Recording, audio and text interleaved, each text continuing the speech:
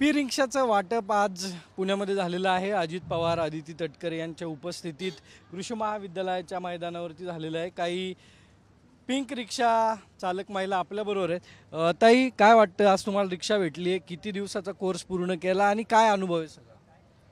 म्हणजे सुरुवातीपासूनच आम्ही रिक्षासाठी डॉक्युमेंट दिल्यापासून एक 12,500 रुपये डाऊन पेमेंट केलं होतं।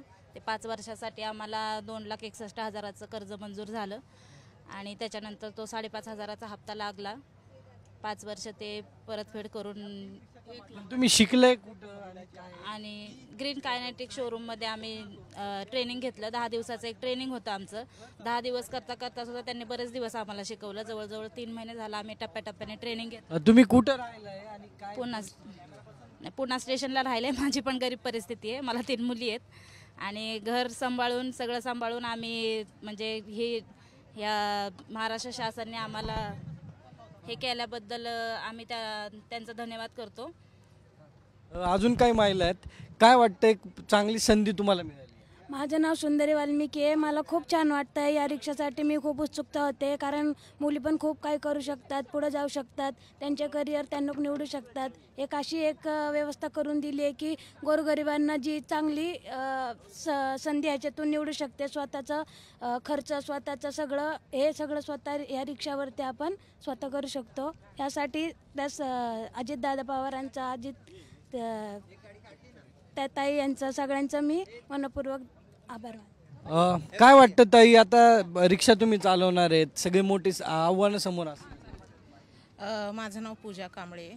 आव्हान म्हणजे आता महिलांना तर पहिलं आव्हान येतच, महिला गाडी चालवते, नीट चालवणार का? पहिलं ग्राहक बसताना तर विचार करणार, किंवा समजा कुठेही लावताना महिला गाडी चालवते म्हणल्यावर तर पहिला प्रश्न तोच पडणार की महिला व्यवस्थित चालवते की नाही। मग त्या आव्हानालाच पुढं चलून आम्हाला रिक्षा रोडवर काढावी लागणार आहे आणि आम्ही दाखवणार आहे की आम्ही रस्त्यावर रिक्षा खूप व्यवस्थित चालवणार आणि सुरक्षित चालवणार आहे। आणि मेन म्हणजे या रिक्षाचा एक पार्ट आहे की पेट्रोल भरायची किंवा डिझेल भरायची किंवा गॅस भरायची गरज नाही आहे। महिलांना चालवताना पण चार्ज जरी केलं, चार्जची पण एवढी हे नाही ह्याची, मग त्या चार्जनुसार पण आपण रिक्षा व्यवस्थित चालवू शकतो। काय वाटतं? आता ह्या महिला तर एकदम उत्साही आहेत। आता त्यांना आम्ही तसंच उत्साही त्यांना ठेवतोय की तुम्ही अजून म्हणजे आत्ता 60 दिलेलं आहेत, अजून 60 महिलांना तुम्ही उत्साही करा आणि त्यांनी पण या रिक्षांसाठी रजिस्टर करायला लागलं। आपण जर बघितलं तर महिलांमध्ये एक उत्साह जो आहे तो पाहायला मिळतोय।